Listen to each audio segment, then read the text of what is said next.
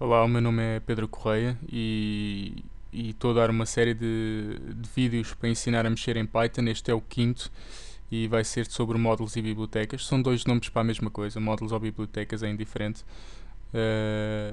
E nós já falámos disto anteriormente. Na altura eu tentei fazer esta conta que dá mal. 3 a dividir por 2 é de facto 1,5.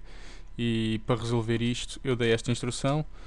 Isto são dois underscores from future import division, e a partir daqui, a partir do momento em que eu fizesse essa instrução, os resultados deste tipo de contas, divisões de inteiros, passariam a dar decimais, se for caso disso. No fundo, o que nós estamos aqui a fazer é importar a função division do módulo future, ou da biblioteca future. O que é isto do módulo ou biblioteca?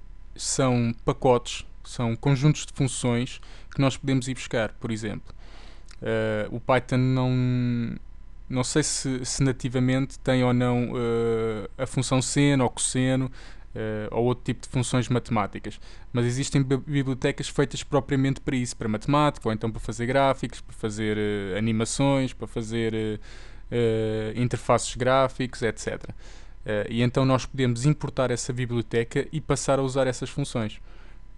Vou dar aqui um exemplo. Para fazer uma importação básica, nós fazemos import, e vou dar o exemplo da NumPy, que é a biblioteca de matemática, de cálculo numérico do Python. Import de NumPy. E agora vou fazer NumPy, vou chamar uma função. Mal eu carreguei aqui no ponto, meti NumPy, ponto, aparece logo aqui uma listagem das funções todas que tem lá dentro. Seno de um número qualquer. E ele dá-me o seno desse número. Para chamar uma função dentro da biblioteca, eu meto o nome da biblioteca, que fiz a importação aqui em cima, meto um ponto à frente e a seguir meto o nome da função que quero chamar e com os argumentos que estão lá dentro.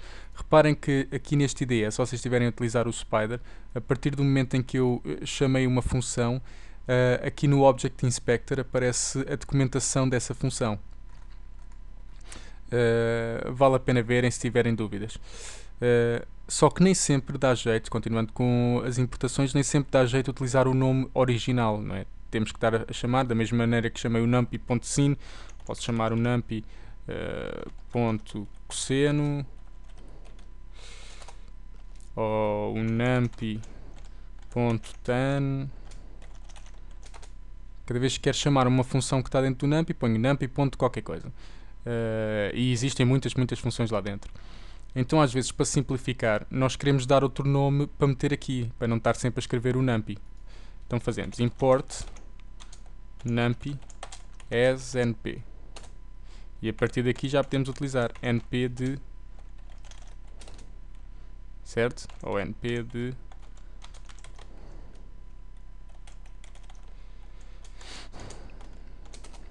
e pronto, podemos passar a utilizar o np. A instrução que vocês viram cá em cima é um bocadinho diferente, porque está a dizer assim, from future import division, e nós nunca tivemos que utilizar o módulo futuro, ponto, qualquer coisa, para conseguir fazer a conta como deve ser. Isto está a acontecer porque nós estamos a importar diretamente uma função. Vamos experimentar fazer o mesmo para o numpy, neste caso para o cosseno.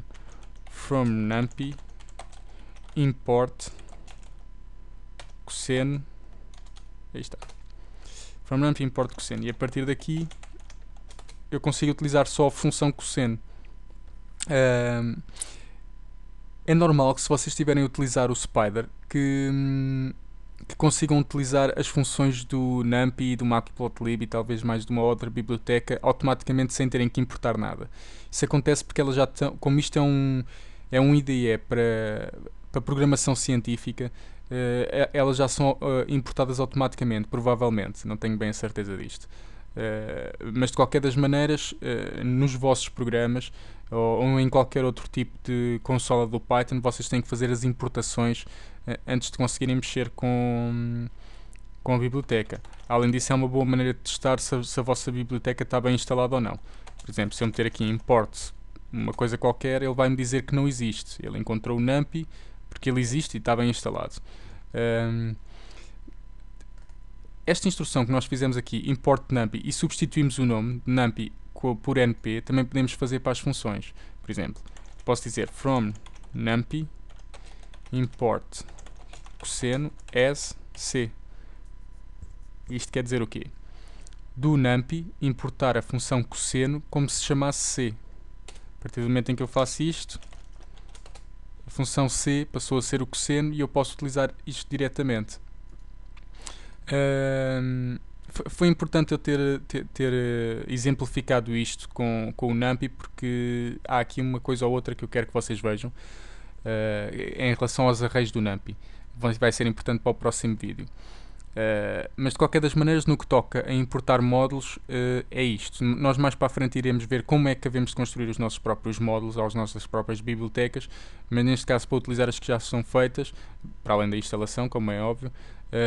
Fazendo isto, nós conseguimos, com estas combinações de palavras, conseguimos fazer praticamente tudo.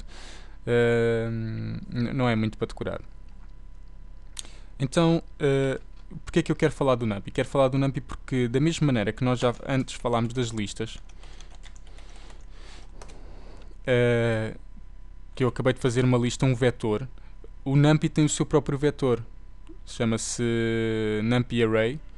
E vamos lá tentar fazer um numpy array. Eu vou fazer import numpy as np. Isto não é preciso estar sempre a fazer, vocês só precisam de fazer isto uma vez, a importação. Eu estou a fazer porque não tenho a certeza de qual é que foi a última instrução que dei. Portanto, vou redefinir aqui o a.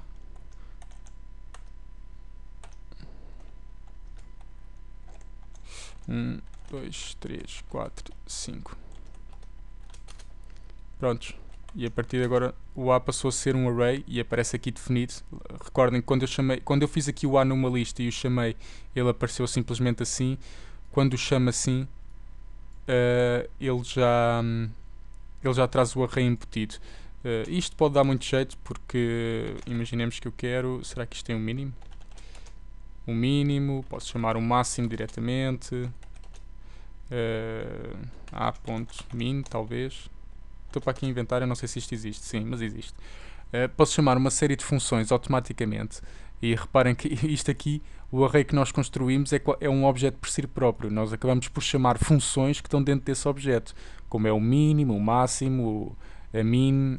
Eu tenho quase a certeza que nós podemos fazer np.min de a. E, exato, iria dar a mesma coisa. E fazer isto é equivalente a fazer isto.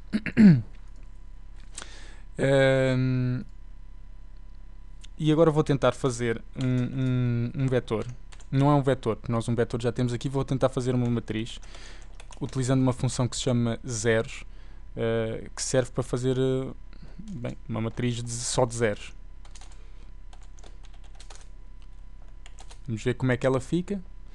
Isto é uma matriz, como já estamos habituados a ver. Reparem como é que ela é construída. É como se fosse um vetor. Temos este aqui a definir um vetor. E depois, dentro dos elementos desse vetor, tem outros vetores. A construção disto é que faz uma matriz. Para chamar elementos aqui dentro, aliás, eu vou fazer atribuições. Vou dizer que eu quero que a célula 1 de 1, portanto a célula que está na linha 1 e na coluna 1 seja igual a 3. E aí está, ficou igual a 3. Quero que a célula na linha 0 na coluna 2 seja igual a 2. Linha 0, coluna 0, 1, 2. Certo? E é basicamente assim que nós mexemos nos numpy arrays. Tem muito mais para se saber posteriormente, mas isto é o essencial que eu quero que vocês saibam para este vídeo. Vou só mostrar outro tipo de funções. Imaginemos que vocês querem criar um vetor que vai de um número mínimo a um número máximo com 100 elementos lá dentro. E então utilizamos a função linspace, que quer de 1 a 100 tenha 100 valores lá dentro. E ele faz um vetor com 1, 2, 3, 4, certo? Já está aqui automaticamente feito. Da mesma maneira que temos o linspace, a ver se eu me lembro de outro. Range, será que isto existe?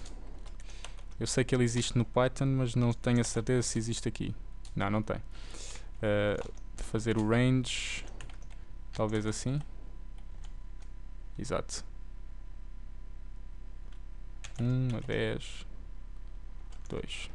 O range serve para fazer, enquanto aqui nós dizemos o número de elementos que nós queremos de 1 a 100, no range dizemos que queremos elementos de 1 a 10 com passe de 2. Portanto, ele vai estar a meter números de 2 em 2. Começa no 1, que é o mínimo, depois 1 mais 2, que é 3, 3 mais 2, que é 5, etc.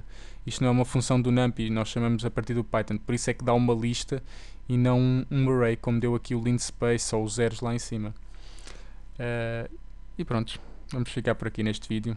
No próximo faremos coisas melhores.